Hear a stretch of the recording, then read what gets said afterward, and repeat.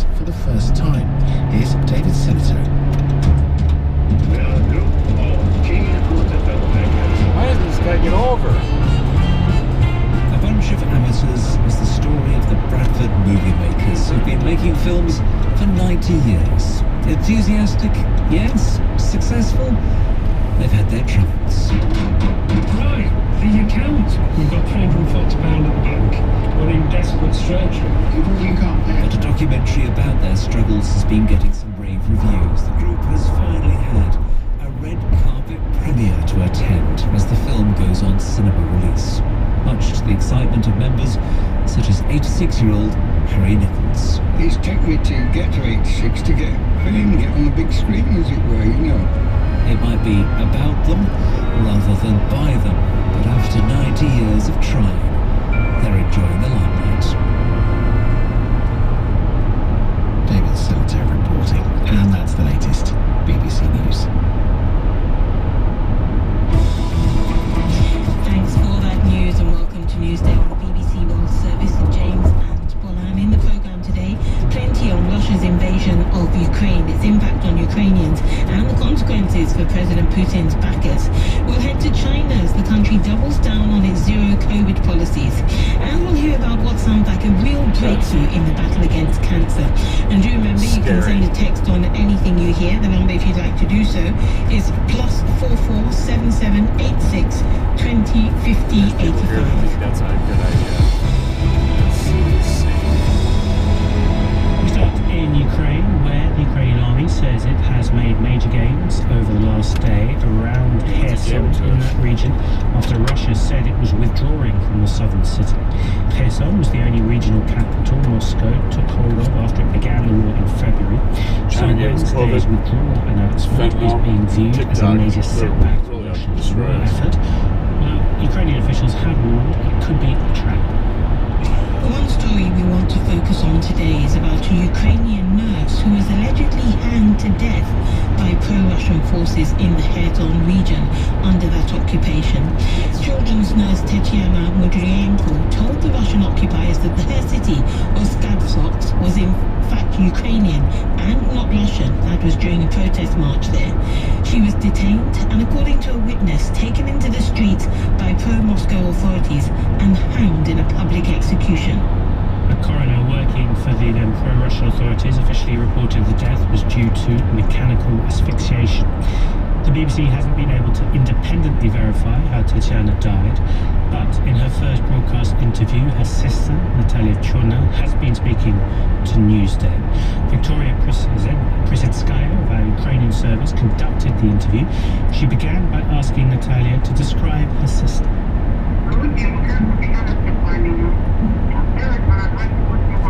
She's my twin sister, 5 minutes older than me. Her name is Mudrenko Tetiana Stepanivna. She was born on 28th of November 1966.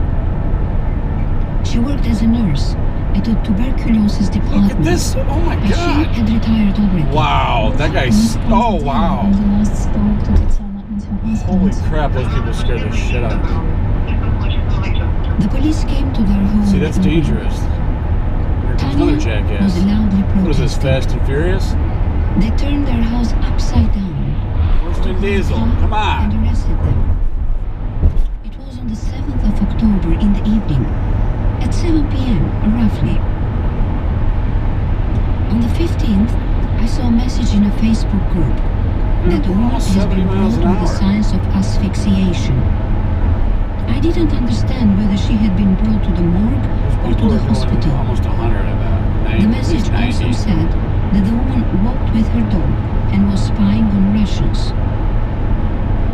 On the 18th, Tetiana's husband, Anatoly, contacted me to tell that he buried my sister.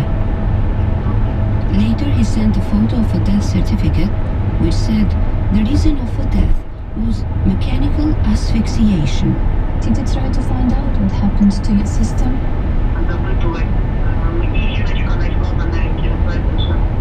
I wrote to different social media chats asking about my sister, and one woman promised to find out the information. She called me later and said, "You should know how she was killed." They poured her something in the mouth and hanged her. Another man whose relative works in the police told me that on the day when they allegedly hanged her, I don't know, maybe they suffocated her in the police at first and then hanged. If she was alive, she would cry so loudly that half of the city would hear. Maybe they hanged her already dead. So on that day, the police cordoned off the area so that nobody would see this. How do you think? Why they could kill your sister? She had never hidden her pro-Ukrainian position. She never concealed anything. What does Tatiana's husband say about what happened?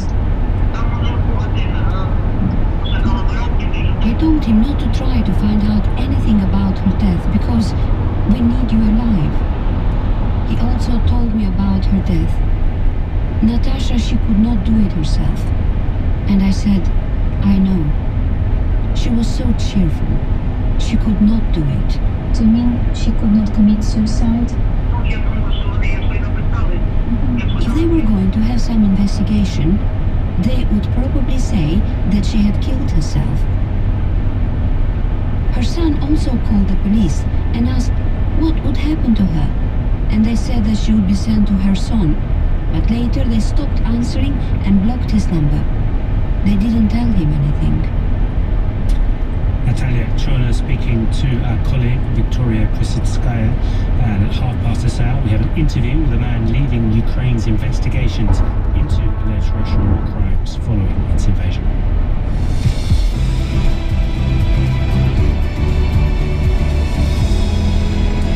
Let's take you to China now, where the country's new top leadership body has reaffirmed their commitment to pursuing a zero-COVID policy as infections and lockdowns increase across the country. The Standing Committee of the Communist Party's Politburo said the nation needed to remain resolute. Well, to tell us more, joining us from Beijing is our BBC China correspondent Stephen McDonnell. Morning to you, Stephen. So tell us a bit more about this, the COVID policy. Why the government is still insisting on the zero COVID policy when numbers are still rising? Is it that they're rising in a different way from elsewhere in the world, where we still see COVID infections too? No, I mean, the government really, its main problem, I think, is that it's painted itself into a corner. Like, it's been saying to the people here, we are keeping you safe, elsewhere in the world they're not. So then if they're ever going to open up, they're somehow going to change that message. There are several problems though. The most significant is that the vaccine rollout hasn't been up to scratch, and that the vaccines themselves are not as good as the vaccines produced in other countries. That said, it's interesting, this meeting, everybody's hanging off kind of every word. What happens when you have socialism for the slightest hint of a change. And so when the Politburo Standing Committee met this week, and there are references to restoring normal production and restoring living order as soon as possible, and doing a good job of vaccinating key populations. Well, people are hoping that might be the first steps towards sort of even the smallest shift in the policy. But I think some of it is just sort of wishful thinking, because until we get, a proper shift, and then the government will signal it. We'll know what's coming because there'll be a signal. Like, they're going to have to somehow change the message, and that's how we'll know that China's going to open up again. But who knows where that is going to be. And in the meantime, can you tell us, Stephen, about some of the numbers of the increase in cases?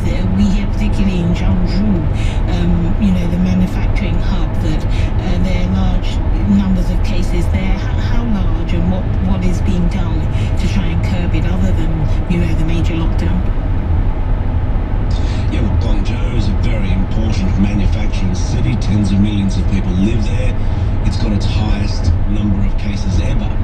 Now, by world standards, it's still not a lot, but if you're trying to implement a zero COVID policy, then it is a lot of people with thousands of new cases every day. So what they've done there is certain areas, especially the district of Haizhou, have been locked down, so all residents must stay at home there. Schools in the majority majority of areas have been closed, flights severely limited out of Guangzhou. But elsewhere, we're seeing problems in Zhengzhou. This is the city which has Apple's largest manufacturing plant. People who followed that story will know that workers left en masse following rumours of crazy rumours, frankly, of what they thought was going to happen by way of sort of experimental COVID measures. This is hitting the global supply, the global supply of Apple iPhones especially.